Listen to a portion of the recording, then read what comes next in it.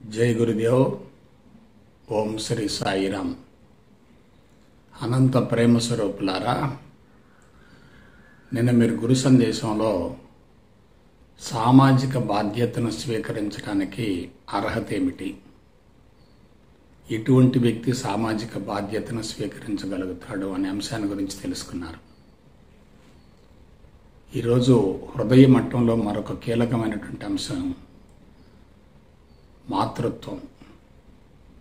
అటువంటి మాతృత్వానికి మూలమైనటువంటి ఆధారమైనటువంటి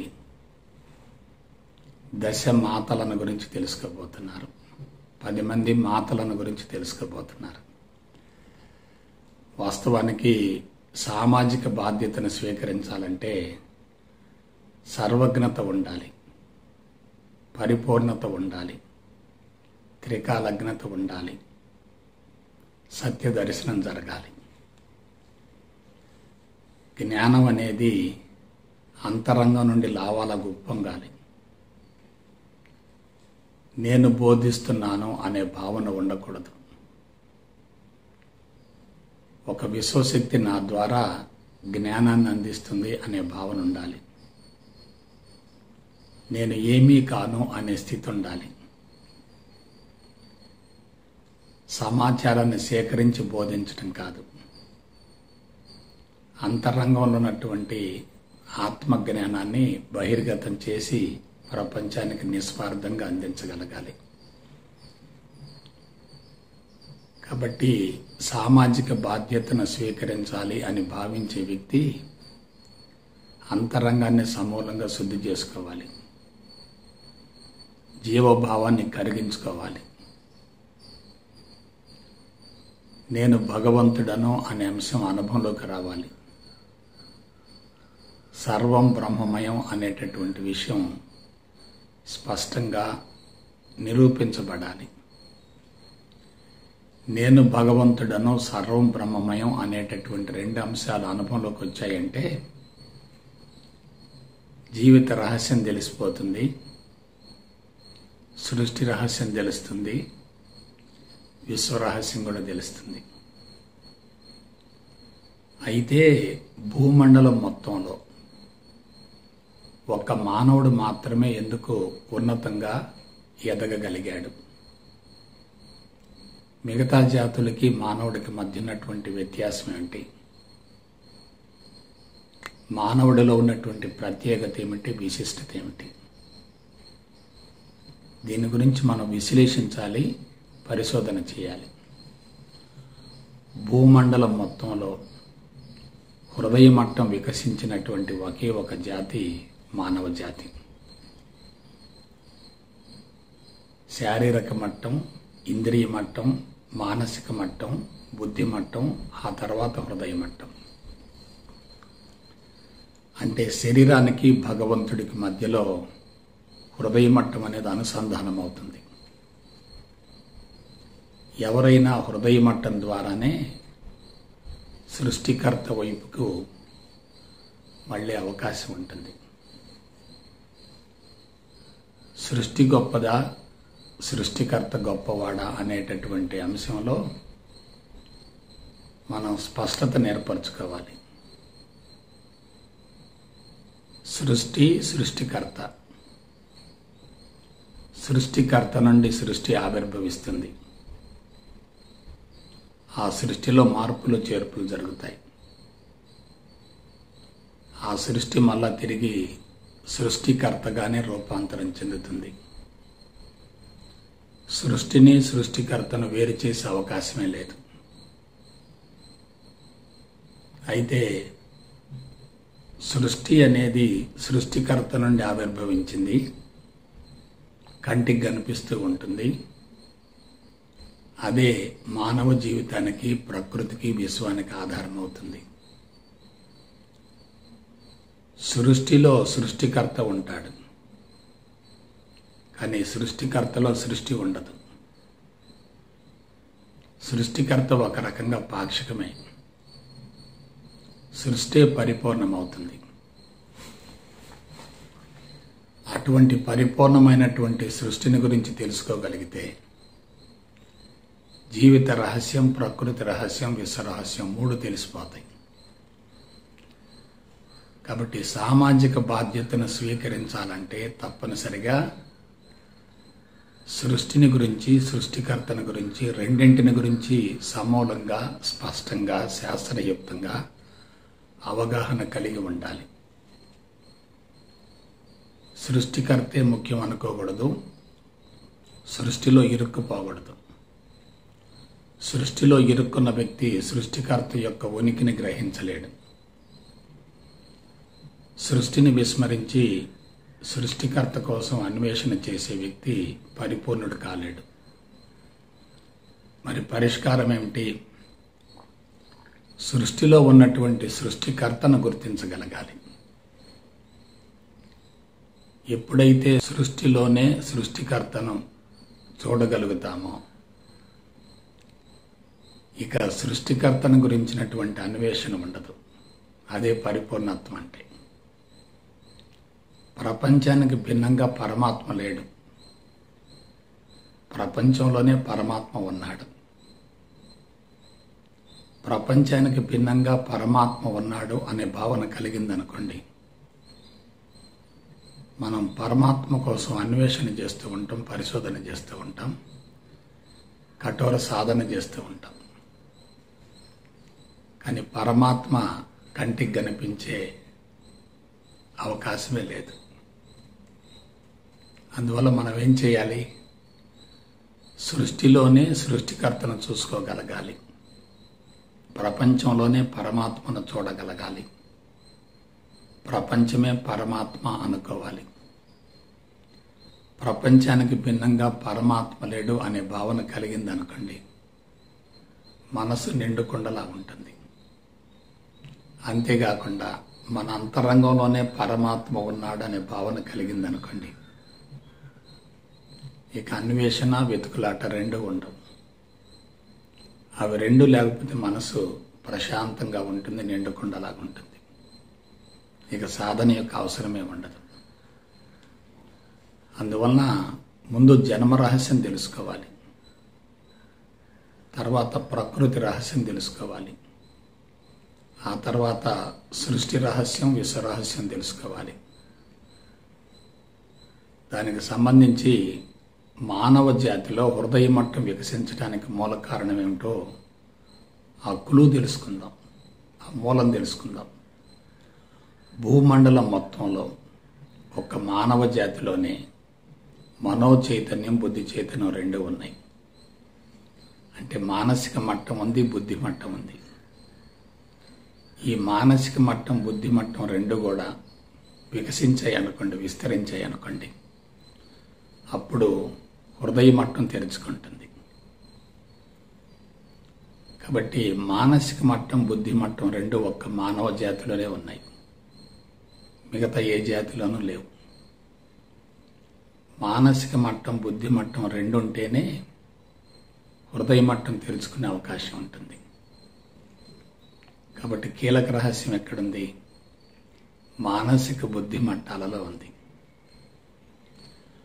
మానసిక మట్టం అంటే తమోగుణాన్ని, రజోగుణాన్ని రెండింటిని సమన్వయం చేయగలిగేది.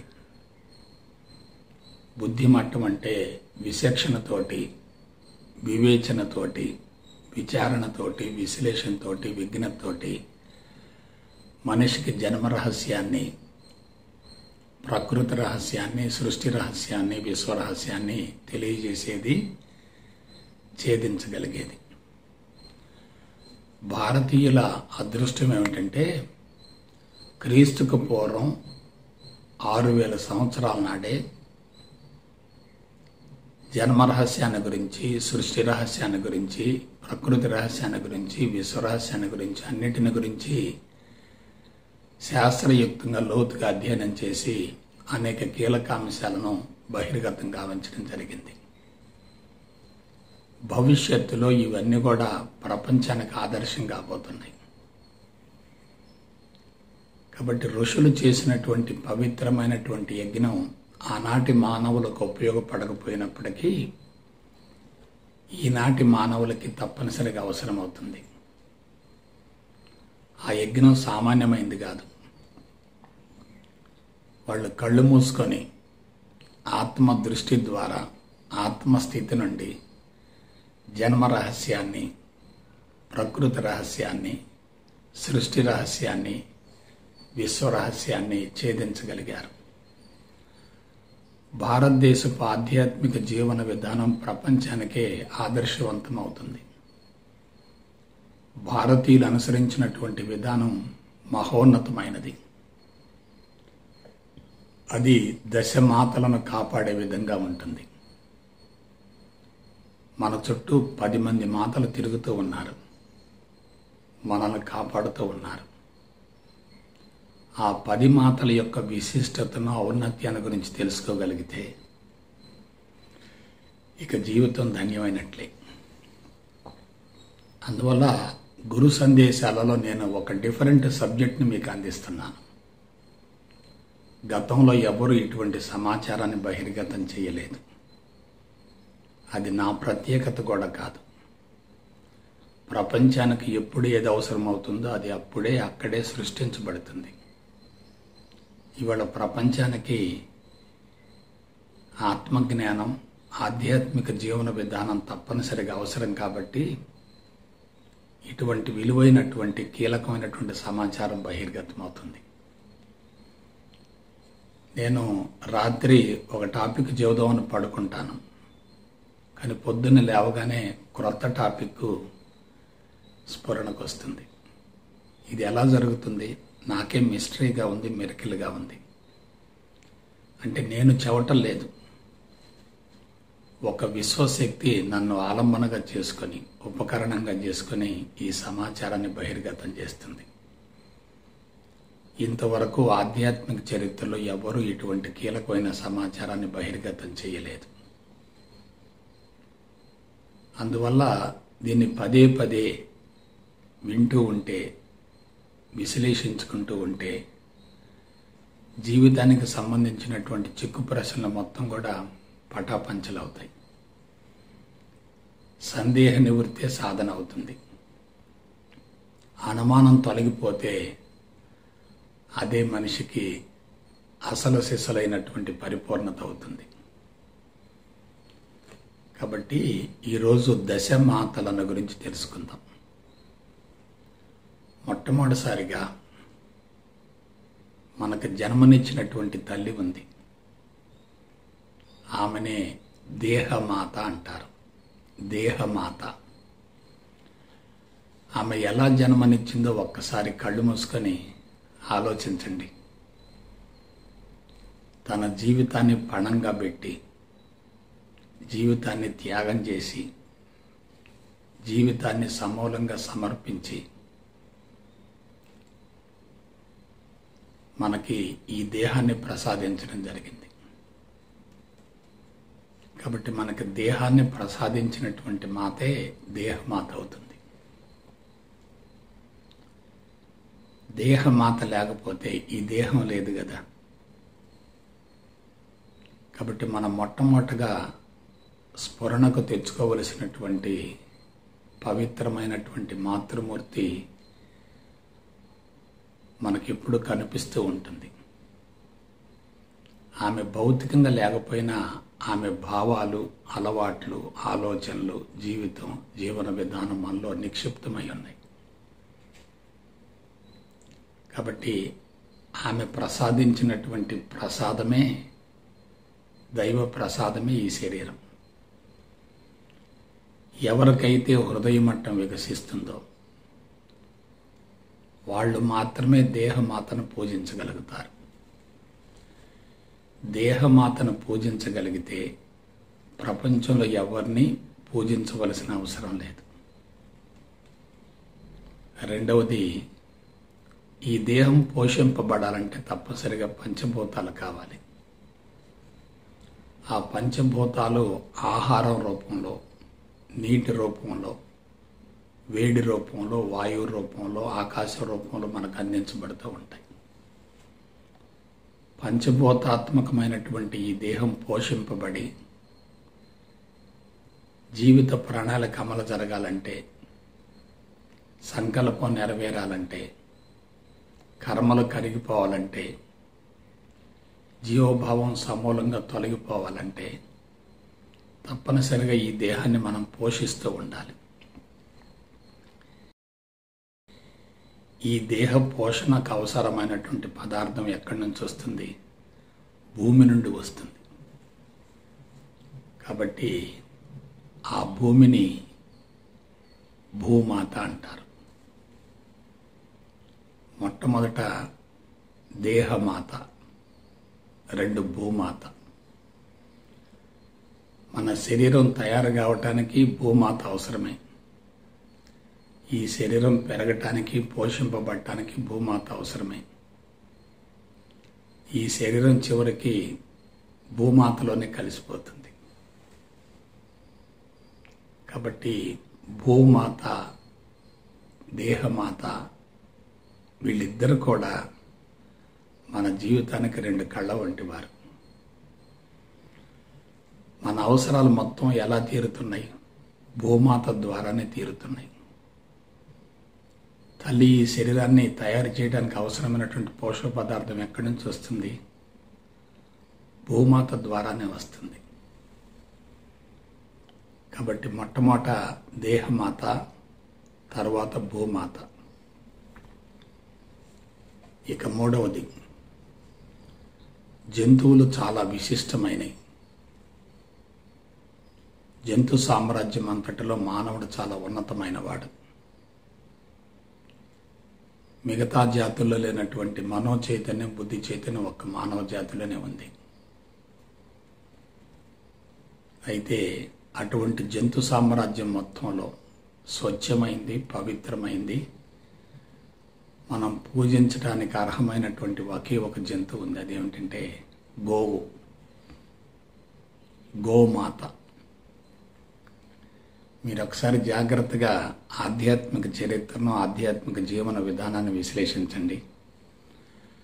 ప్రపంచం మొత్తంలో గోమాతను పూజించమని బహిరంగంగా ఆదేశించినటువంటి పవిత్రమైన గడ్డ మన భారతదేశం.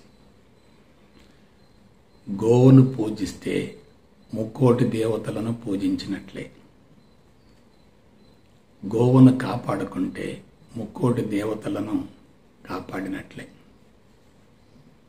గోవు సాధు జంతువు, సాత్వికతకు ప్రతిరూపం. అటువంటి గోవు ఏ ఇంట్లో ఉంటుందో ఆ ఇంట్లో లక్ష్మి ఉన్నట్లే, కల్పవృక్షం ఉన్నట్లే. ఎక్కడైతే గోవు వధించబడుతుందో, ఉపయోగించుకోబడుతుందో, సంహరించబడుతుందో అక్కడ దేవతలు ఉండరు. దేవతలు లేకపోతే దివ్యత్వం ఉండదు. దివ్యత్వం లేకపోతే మానవత్వం ఉండదు. మానవత్వం లేకపోతే దానవత్వం విపరీతంగా పెరిగిపోతుంది.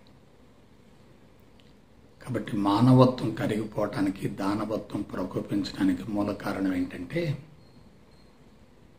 మనం మన చుట్టూన్నటువంటి ప్రకృతిని సర్వనాశనం చేస్తున్నాం. అందున ప్రకృతికి ప్రతిరూపమైనటువంటి గోవుని మనం ఆదరించడం లేదు, పూజించడం లేదు, పోషించడం లేదు. 100 సంవత్సరాల క్రితం ప్రపంచం ఎలా కొనసాగిందో ఆలోచించండి. ఇవాళ ప్రపంచం ఎలా ఉందో కొంచెం పరిశీలించండి. గోమాంస భక్షణ విపరీతంగా పెరుగుతుంది. అసలు మాంసాహారం తింటమే మొదటి పాపం. గోవును చంపి తింటం అనేది రెండవ పాపం. అటువంటి పాపం చేసేటటువంటి ప్రదేశాలన్నీ కూడా రాక్షస నిలయాలుగా మారుతాయి. కాబట్టి బిడ్డలారా, 1 దేహమాత, 2 భూమాత, 3 గోమాత. ఇక 4వది, మనం మన దేశాన్ని ప్రేమించాలి, ఇతర దేశాలను గౌరవించాలి. మన దేశంలో ఇరుక్కొని పోయి ఇతర దేశాలను వ్యతిరేకించకూడదు. దేశమాతను ప్రేమించాలి, దేశమాతను పూజించాలి. దేశమాతను పవిత్రంగా భావించాలి. ఆమె భరతమాత. ప్రపంచంలో మీరు ఏ దేశం పేరన్నా తీసుకోండి, మాత అని రాదు. ఒక్క భారతదేశానికి భరతమాతకే అటువంటి అవకాశం కలిగింది. ప్రపంచం మొత్తంలో భరతమాతని ఎందుకు ప్రేమించాలి? అది పక్షపాతమా? కాదు కాదు. భరతమాతే ఆర్య సంతతినిచ్చింది. భరతమాతే ఆధ్యాత్మిక జ్ఞానాన్ని ఇచ్చింది. భరతమాతే విశిష్టమైన సంస్కృతిని, సాంప్రదాయాన్ని ఇచ్చింది. భరతమాతే ప్రపంచానికి ఉన్నతమైనటువంటి మార్గాన్ని చూపింది. భవిష్యత్తులో ఒక రైలుకి ఎన్నో బోగీలు ఉంటాయి, కానీ ఆ బోగీలన్నీ ముందుకు కదలాలంటే, ఆ బోగీలన్నీ ముందుకు కదలాలంటే తప్పనిసరిగా ఇంజిన్ కావాలి. భరతమాత భావి ప్రపంచానికి బలమైనటువంటి ఇంజిన్ కాబోతుంది. ఈ దేశంలో పుట్టడమే మన అదృష్టం, పూర్వజన్మ సుకృతం, వరం, అందులో అనుమానమే లేదు. ఈ దేశంలో జన్మించిన ప్రతి వ్యక్తికి కూడా భారతీయ సంస్కృతి ఎంతో కొంతమేర కలబడుతుంది. అటువంటి భారతీయ సంస్కృతికి ఆలవాలమైనటువంటి భరతమాత, దేశమాత 4వ మాత అవుతుంది. కాబట్టి 1, 2, 3, 4, ఇక చివరిగా 5వ దానికి వద్దాం. అదేమిటి? వేదమాత. నేను మరొకసారి చెప్తున్నాను, క్రీస్తుకు పూర్వం 6000 సంవత్సరాల నాడు జన్మ రహస్యాన్ని గురించి, ప్రకృతి రహస్యాన్ని గురించి, సృష్టి రహస్యాన్ని గురించి, విశ్వరహస్యాన్ని గురించి ఎటువంటి పరికరాలు లేకుండా, ప్రయోగశాలలు లేకుండా, నిర్జన, నిర్మానుష్య, ఏకాంత, ప్రశాంత, ప్రకృతిపరమైనటువంటి పవిత్ర స్థావరాలలో దశాబ్దాల తరబడి సంపూర్ణ మౌనంలో ఉండి వేద విజ్ఞానం మొత్తం బహిర్గతం చేయటం అంటే అది మామూలు విషయం కానే కాదు. అలా వేద విజ్ఞానాన్ని బహిర్గతం చేసినటువంటి ఋషులందరూ కూడా భరతమాత ముద్దు బిడ్డలు. వాళ్ళు బహిర్గతం చేసినటువంటి ఆ సారాంశం మొత్తాన్ని వేదం అన్నారు. ఆ వేదాన్ని మనం తప్పనిసరిగా పూజించాలి, గౌరవించాలి, ప్రేమించాలి, ఆరాధించాలి. ఆమె వేదమాత. వేదాన్ని గురించి తెలుసుకుంటే ఇక దేని గురించి తెలుసుకోవలసినటువంటి అవసరం లేదు. వేదాన్ని గురించి తెలుసుకోకుండా ఇతర విషయాలన్నీ తెలుసుకున్నాయి మొత్తం కూడా బూడిదలు పోసిన పన్నీరు అవుతాయి. వేదం అంటే విశ్వం, వేదం అంటే సత్యం, వేదం అంటే బ్రహ్మం, వేదం అంటే పరమాత్మ, వేదం అంటే శుద్ధ చైతన్యం, వేదం అంటే భగవంతుడు. కాబట్టి 8000 సంవత్సరాల క్రితం సూక్ష్మాతి సూక్ష్మమైనటువంటి శుద్ధ చైతన్యాన్ని గురించి, భగవంతుని గురించి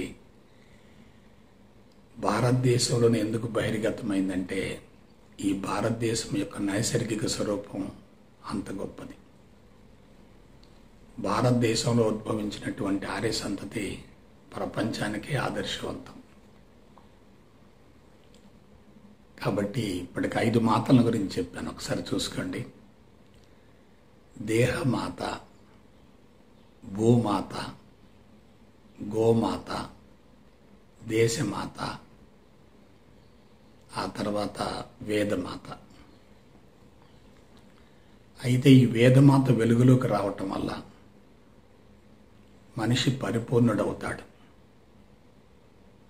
త్రికాలజ్ఞుడవుతాడు, సర్వజ్ఞుడవుతాడు, సత్యదర్శకుడవుతాడు. కాదు కాదు, సాక్షాత్తు భగవంతుడను అనేటటువంటి విషయాన్ని అనుభవంలోకి పొందుతాడు. ఒక్కసారి మీరు జాగ్రత్తగా విశ్లేషించుకోండి. ఈ చరాచర జగత్తు దేని నుండి ఆవిర్భవించిందో దాని యొక్క మూలాలను తెలుసుకొని నేను భగవంతుడను అనేటటువంటి విషయాన్ని అనుభవంలోకి పొంది విశ్వరహస్యాన్ని పూర్తిగా ఛేదించి ప్రపంచానికి వేద విజ్ఞానాన్ని బహిర్గతం చేసినటువంటి పవిత్రమైన గడ్డ మన భారతదేశం. కాబట్టి వేద విజ్ఞానం అనేది మామూలు స్థాయిలో ఉన్నటువంటి వ్యక్తులకు అవగాహన కాదు. శారీరక, ఇంద్రియ, మానసిక, బుద్ధి మట్టాలను అధిగమించి హృదయ మట్టం వికసించి ప్రజ్ఞ అనంతంగా వ్యాపించి ప్రకృతి సూత్రాలను, విశ్వ కదలికలను కనుక్కోవటం అంటే అది మామూలు విషయం కాదు. మామూలు స్థాయి వ్యక్తులకు సాధ్యమయ్యే ప్రసక్తి లేదు. అందువల్ల మనం జాగ్రత్తగా విశ్లేషించుకునేటట్లయితే వేదమాత చాలా గొప్పది. ఆ వేదమాత ద్వారా 3 కీలకమైనటువంటి అంశాలు వెలుగులోకి వచ్చాయి. వేదాలలో 3 కీలకమైనటువంటి అంశాలు ఉన్నాయి. అవేమిటి? సృష్టి, స్థితి, లయ. సృష్టి రహస్యం మొత్తం ఇక్కడే ఉంది.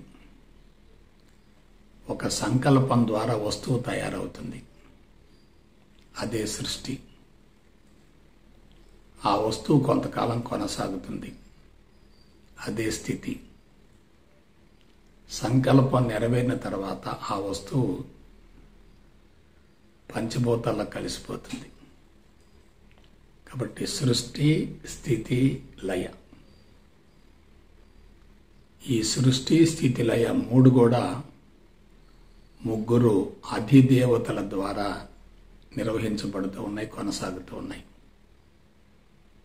వాళ్ళే త్రిమూర్తులు. వాళ్ళే బ్రహ్మ, విష్ణు, మహేశ్వర్లు. ఆ 3 జతలో 3 మాతలున్నారు, 3 దేవతలున్నారు. ఎవరా 3 దేవతలు? జ్ఞానమాత, ఐశ్వర్యమాత, శక్తిమాత. జ్ఞానమాత, ఐశ్వర్యమాత, శక్తిమాత. ఒక వ్యక్తి జీవితం పరిపూర్ణం కావాలంటే, సజావుగా కొనసాగాలంటే తప్పనిసరిగా ఈ 3 మాతలు కావాలి. మనిషి కొంతకాలం తల్లి గర్భంలో పెరుగుతాడు. ఆ తల్లి గర్భంలో బిడ్డ పెరిగి అన్ని అవయవాలను, అంగాలను ఏర్పరచుకొని పరిపూర్ణ ఆకృతి దాల్చాలంటే తప్పనిసరిగా బ్రహ్మదేవుడు కావాలి, సృష్టికర్త కావాలి. ఆ సృష్టికర్త జతలో ఉన్నటువంటి శక్తే జ్ఞానశక్తి. కాబట్టి మనో చైతన్యం అంటున్నాం, బుద్ధి చైతన్యం అంటున్నాం. ఈ మనో చైతన్యం, బుద్ధి చైతన్యం 2 ఏ విధంగా బహిర్గతం అవుతాయి? జ్ఞానం ద్వారానే బహిర్గతం అవుతాయి. మన వేదాలు అంటున్నాం, ఉపనిషత్తులు అంటున్నాం, బ్రహ్మసూత్రాలు అంటున్నాం, భగవద్గీత అంటున్నాం, ఇతిహాసాలు అంటున్నాం, పురాణాలు అంటున్నాం, రామాయణం అంటున్నాం, మహాభారతం అంటున్నాం, భాగవతం అంటున్నాం. వీటన్నిటి గురించి మనం చెప్తూ ఉన్నాం కదా. ఇదంతా ఏమిటి? జ్ఞానమే కదా. కాబట్టి మానవ జీవితానికి కీలకమైనది ఏమిటంటే జ్ఞానం. ఆధ్యాత్మిక మార్గానికి కీలకమైనది ఏమిటంటే జ్ఞానం. కాబట్టి ఆధ్యాత్మిక మార్గానికి జ్ఞానమే ప్రాణం. ఆ జ్ఞానాన్ని మనకు ప్రసాదించేటటువంటి మాత ఎవరంటే సరస్వతి మాత, జ్ఞానమాత. ఎప్పుడైతే మనం జ్ఞానపరంగా పరిణతి చెందుతామో జన్మ రహస్యాన్ని, ప్రకృతి రహస్యాన్ని, సృష్టి రహస్యాన్ని, విశ్వ రహస్యాన్ని ఛేదించగలుగుతాం. కాబట్టి మానవుడు మహోన్నతుడు కావటానికి మూలం మరియు ఆధారం ఏమిటంటే జ్ఞానమే. బ్రహ్మదేవుడికి 4 తలకాయలు చూపిస్తూ ఉంటారు. ఆ 4 తలకాయలు ఏమిటంటే 4 వేదాలు. ఆ విధంగా బ్రహ్మదేవుడు మంత్రద్రష్టలైనటువంటి ఋషుల ద్వారా కృత్రిమంగా సృష్టించబడ్డాడు. బ్రహ్మ సృష్టికి ప్రతిరూపం. ఆ సృష్టిలో కీలకమైనది ఏమిటంటే జ్ఞానం. జ్ఞానపరంగా పరిణతి చెందినటువంటి వ్యక్తికి విశ్వం మొత్తం తెలిసిపోతుంది. విశ్వంలోనే ప్రకృతి ఉంది, విశ్వంలోనే సృష్టి ఉంది, విశ్వంలోనే మానవ జీవితం ఉంది, విశ్వంలోనే మానవ జన్మ ఉంది. విశ్వ రహస్యం మొత్తాన్ని ఛేదించగలిగితే మానవ జన్మ రహస్యం మొత్తం తెలిసిపోతుంది. అలా తెలుసుకోగలిగినటువంటి సత్తా ఉన్న, అదృష్టం ఉన్న, అవకాశం ఉన్న, అర్హత ఉన్న, సమర్థత ఉన్న ఒకే ఒక జాతి మానవ జాతి. కాబట్టి ముందు మనం జ్ఞానపరంగా ఎదగాలి. ఆధ్యాత్మిక మార్గంలో కూడా కీలకమైనది ఏంటంటే జ్ఞానం. ఎప్పుడైతే పరిపూర్ణ జ్ఞానం అందుతుందో మనసు నిండుకుండలా ఉంటుంది. మనసు నిండుకుండలా ఉన్నప్పుడు, సత్వగుణంలో ఉన్నప్పుడు, సాత్వికతలో ఉన్నప్పుడు, సమత్వంలో ఉన్నప్పుడు, సమతుల్యంలో ఉన్నప్పుడు ఇక సాధన యొక్క అవసరం ఏముంటుంది? కాబట్టి సాధన చేయటం కాదు, ఏమీ చేయవలసినటువంటి అవసరం లేదని తెలుసుకోవటమే. ఎప్పుడైతే మనిషిలో పరిపూర్ణ జ్ఞానం ఉంటుందో అక్కడ విచక్షణ ఉంటుంది, వివేచన ఉంటుంది, విచారణ ఉంటుంది, విశ్లేషణ ఉంటుంది, మంచి మార్గాన్ని ఎంపిక చేసుకునేటటువంటి విఘ్నత ఉంటుంది. పొరపాటును కూడా రాళ్ల బాటను కానీ, ముళ్ళ బాటను కానీ, నీళ్ల బాటను కానీ, గతుకుల బాటను కానీ, డొంక బాటను కానీ, సిమెంట్ బాటను కానీ ఎన్నుకోకూడదు. పూల బాటను ఎన్నుకోవాలి. ఆ పూల బాటను ఎన్నుకోవాలంటే మనకేం కావాలి? జ్ఞానం కావాలి. అటువంటి జ్ఞానాన్ని ప్రసాదించేటటువంటి తల్లి ఎవరంటే సరస్వతీదేవి. కాబట్టి ఇంతకుముందు 5 చెప్పాను, ఇప్పుడు అది 6వది. అయితే మనకు పోషణ జరగాలి కదా, కుటుంబాన్ని పోషించాలి కదా, భార్య బిడ్డలను పోషించాలి కదా, కుటుంబాన్ని అద్భుతంగా తీర్చిదిద్దాలి కదా, పిల్లలకి కొన్ని వసతులు సౌకర్యాలు కలగజేయాలి కదా, వాళ్ళ యొక్క సంరక్షణ అనేది తప్పనిసరిగా బాధ్యతలో ఒక భాగమే కదా, వాళ్ళ ఆలన పాలన చూడాలి కదా. అందుకు మనకేం కావాలి? ఐశ్వర్యం కావాలి. అటువంటి ఐశ్వర్యాన్ని ఇచ్చేటటువంటి మాతే లక్ష్మీదేవి. కాబట్టి సృష్టికి అధిపతి బ్రహ్మదేవుడు. ఆ సృష్టికి మూలం ఏంటంటే జ్ఞానం. పోషణకు అధిపతి ఎవరంటే విష్ణుమూర్తి. ఆ పోషణకు సంబంధించినటువంటి ధనాన్ని సమకూర్చేది లక్ష్మీదేవి. కాబట్టి ముందు బ్రహ్మదేవుణ్ణి చూయించారు, తర్వాత జ్ఞానం తెలుసుకోమన్నారు,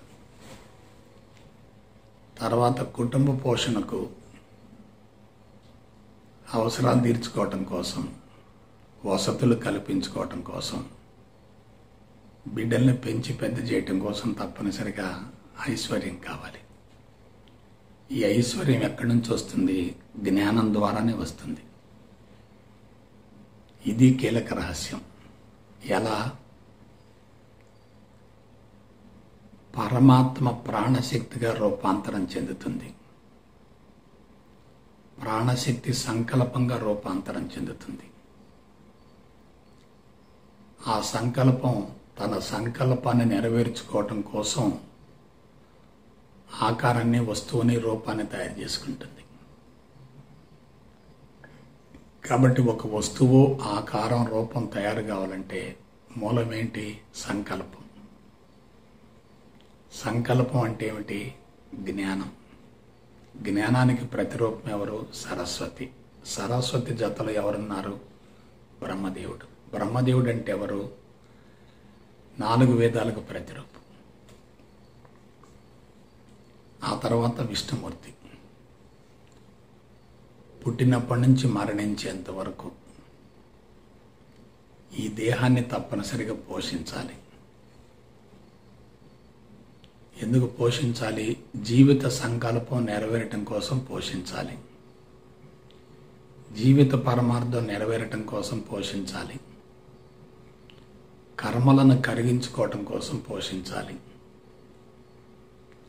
మరలా జన్మ లేకుండా ఉండటం కోసం, కృషి చేయటం కోసం తప్పనిసరిగా దేహం అవసరం. దేహాన్ని పోషించాలి. కాబట్టి ఆ పోషణకు తప్పనిసరిగా అవసరమైంది ఎవరంటే ఐశ్వర్యమాత లక్ష్మీదేవి. ఆ లక్ష్మీదేవి జతలు ఎవరున్నారు? విష్ణుమూర్తి ఉన్నాడు. నాకు తెలిసినంత వరకు ముందు సరస్వతి మన ఇంటికి రావాలి.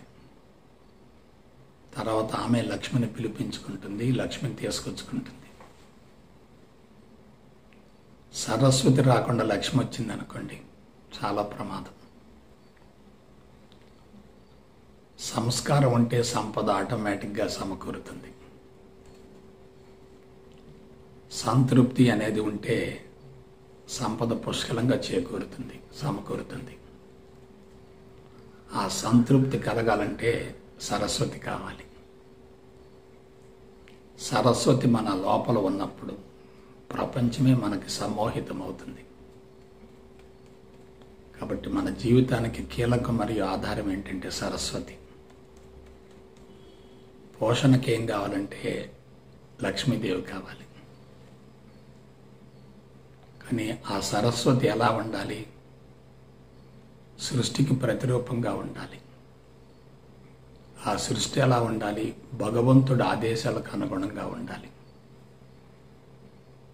ఇప్పుడు ప్రపంచంలో సృష్టి ఎలా జరుగుతుంది? భగవంతుడి యొక్క సంకల్పాలకు, ఆదేశాలకు విరుద్ధంగా జరుగుతుంది. కాబట్టి ఎప్పుడైతే సరస్వతి గాడి తప్పిందో లక్ష్మి దుర్వినియోగపడుతుంది. సంపద కొరతన్నా ఉంటుంది, సంపద అవసరానికి మించైనా సమకూరుతుంది. రెండు చాలా ప్రమాదకరం. అదే సరస్వతి మన చేతిలో ఉందనుకోండి, సంపదను గురించి ఆలోచించవలసిన అవసరమే లేదు. కాబట్టి సంస్కారంతో కూడినటువంటి చదువు కావాలి. ఆ సంస్కారమే సంపదను సృష్టిస్తుంది. చెడు కర్మ ఫలం అంటే అవసరాలు తీరకపోవటం చెడు కర్మ ఫలమే. అవసరానికి మించి సమకూరటం కూడా చెడు కర్మ ఫలమే. అవసరాలు తీరని వ్యక్తి బాధలు పడతాడు. అవసరానికి మించి సమకూర్చుకున్న వ్యక్తి కూడా బాధలు పడతాడు. కాబట్టి ముందు మనం సరస్వతిని తెచ్చుకోవాలి. ఆ తర్వాత లక్ష్మీదేవి ఆటోమేటిక్ వచ్చేస్తాయి. సరస్వతి లేకుండా లక్ష్మి వచ్చిందా జీవితం అస్తవ్యస్తంగా తయారవుతుంది. అయితే శరీరం ఆరోగ్యంగా ఉండాలి, జీవితం ప్రశాంతంగా కొనసాగాలి, మనం కష్టపడి పని చేయాలి, కర్మలను కరిగించుకోవాలి, అదనంగా కర్మలు చేరకుండా ఉండాలి. అందుకు మనకి తప్పనిసరిగా శక్తి కావాలి. ఆ శక్తి స్వరూపిణే పార్వతీదేవి. కాబట్టి జ్ఞాన ధనమే శక్తి. అయితే ఆ జ్ఞానం ఎటువంటిదై ఉండాలి? వేద విజ్ఞానం అయి ఉండాలి. వేదాలలో సృష్టి స్థితి లయలను గురించి ప్రస్తావించడం జరిగింది. ఆ సృష్టి స్థితి లయలకు ప్రతిరూపంగానే కృత్రిమంగా ఋషులు బ్రహ్మ విష్ణు మహేశ్వర్లను సృష్టించడం జరిగింది. మంత్రాల ద్వారా సృష్టించడం జరిగింది. వాళ్ళ జతలోనే సరస్వతిని, లక్ష్మిని, పార్వతిని చేర్చడం జరిగింది. కాబట్టి ఎవరికైతే జ్ఞానపరంగా అవగాహన ఉంటుందో వాళ్ళు సృష్టిని, స్థితిని, లయాన్ని అదుపులో ఉంచుకుంటారు, కంట్రోల్ చేసుకుంటారు.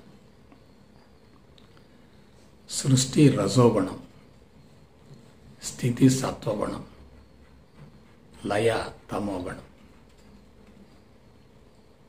మనిషి కూడా బ్రహ్మచర్యంలో జ్ఞానాన్ని గురించి తెలుసుకోవాలి. అది మొదటి దశ.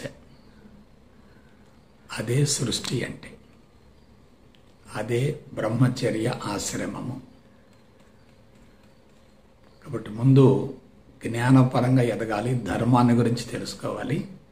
అందులో జన్మ రహస్యం ఉండాలి, ప్రకృతి రహస్యం ఉండాలి, సృష్టి రహస్యం ఉండాలి, విష రహస్యం ఉండాలి. పరిపూర్ణమైనటువంటి జ్ఞానాన్ని పొందగలగాలి. అదే మొదటి దశ అవుతుంది, బ్రహ్మచర్య ఆశ్రమం అవుతుంది. ఆ తర్వాత కుటుంబాన్ని పోషించాలి. భార్య భర్త ఇద్దరు కూడా సంసారం చేయాలి.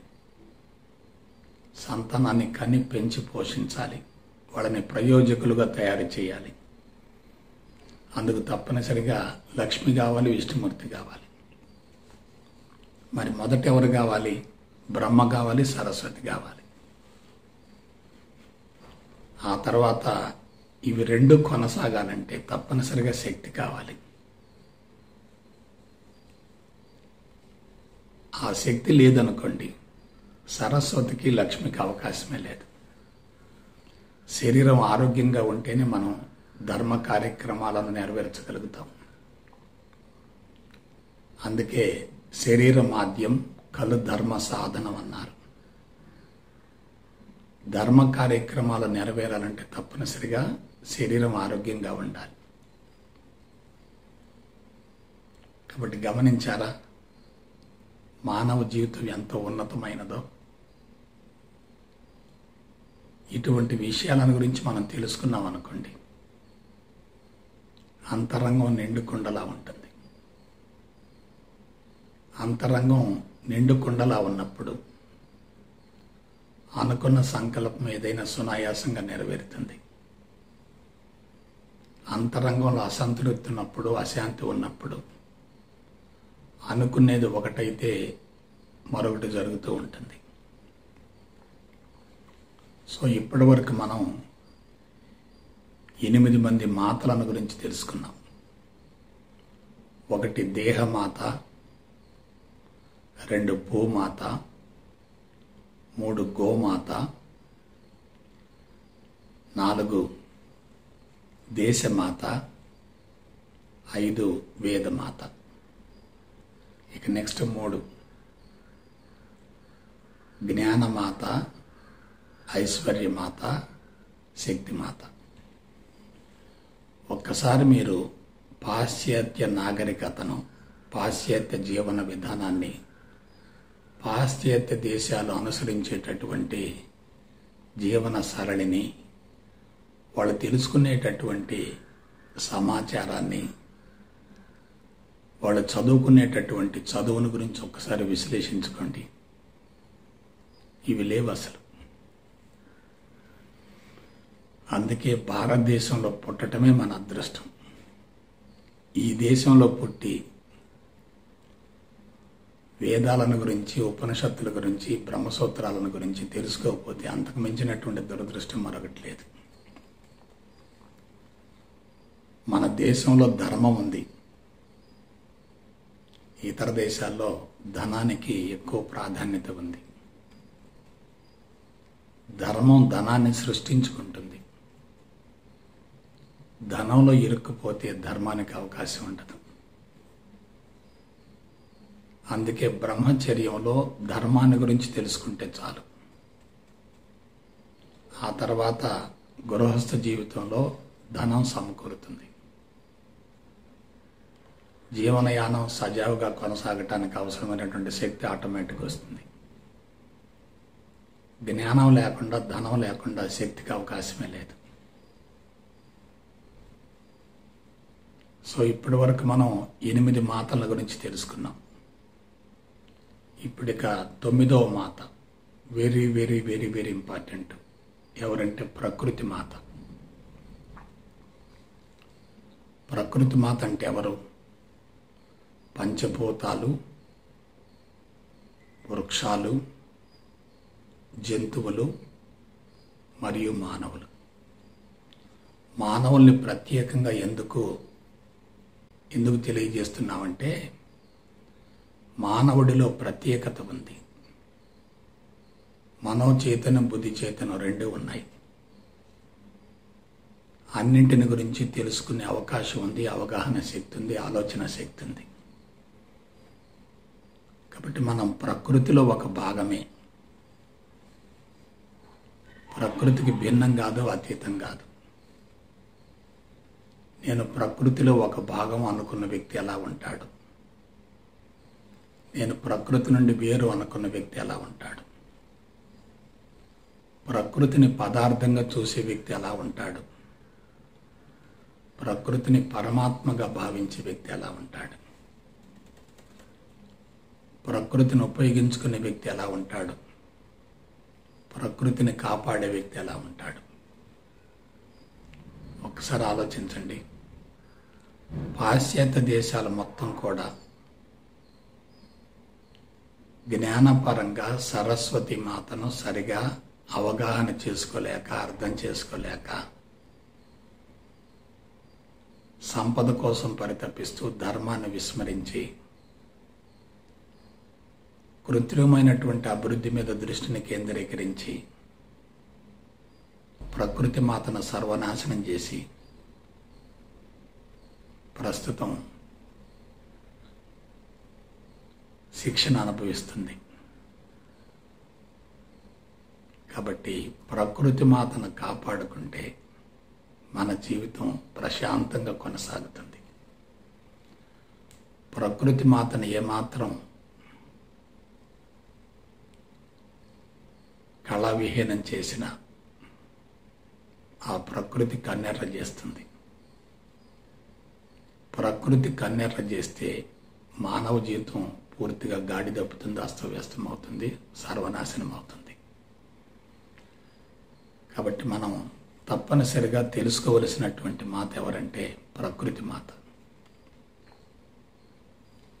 కాబట్టి ప్రకృతి మాతను పూజించాలి, ప్రేమించాలి, ఆరాధించాలి. భగవంతుడి సృష్టిని పొరపాటును కూడా మనం వ్యతిరేకించకూడదు. భగవంతుడి సృష్టి చాలా మహోన్నతమైనది.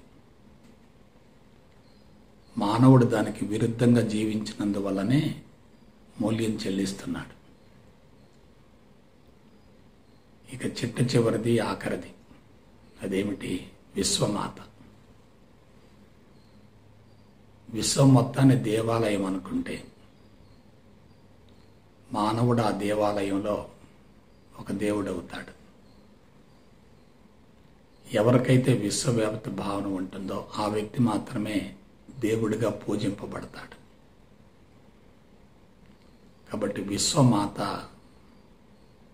అనంతమైనది, పరిపూర్ణమైనది. అనంతమైన పరిపూర్ణమైనటువంటి విశ్వమాతను గురించి మనం తెలుసుకోగలిగితే విశ్వ రహస్యాలు మొత్తాన్ని ఛేదించగలుగుతాం. ప్రకృతి సూత్రాలను మనం అవగాహన కావించగలుగుతాం. అటువంటి ప్రకృతి సూత్రాలను, విశ్వరహస్యాలను ఛేదించినటువంటి పవిత్రమైన గడ్డ మన భారతదేశం. కాబట్టి బిడ్డలారా, దశమాతలను పూజించే విధంగా హృదయ మట్టాన్ని వికసింపజేసుకుంటారని మనస వాచ కర్మణ కోరుకుంటూ సెలవు తీసుకుంటా. జై గురుదేవ్, జై గురుదేవ్, జై గురుదేవ్.